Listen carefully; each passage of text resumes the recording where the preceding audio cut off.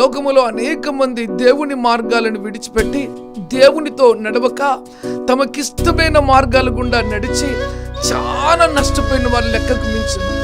తరతరాలు శాపాన్ని పొందుకున్న వాళ్ళు, లేమిని పొందుకున్న వాళ్ళు, దరిద్రాన్ని పొందుకున్న వాళ్ళు, వ్యాధిని పొందుకున్న వాళ్ళు, నష్టాన్ని పొందుకున్న వారు, చెడ్డపేరు పొందుకున్న వారు, వారి నీతి జీవితము అని వారు తల ఎత్తుకుని నేను ఇలా బ్రతికానని ప్రపంచానికి కాళ్ళరెగేసుకుని చెప్పుకోలేని స్థితిలో వారి జీవిత విధానం ఉంటుంది. అందుకే ఇప్పుడు దేవుని బిడ్డలారా జాగ్రత్త పడాలి.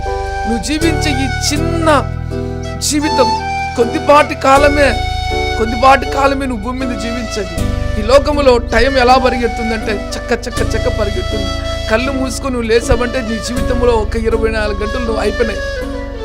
ఇక దినములు గడిచే కొద్దీ నీ ఆయుష్ తగ్గుతూనే ఉంటుంది కానీ పెరిగేదంటూ ఉంటుందండి.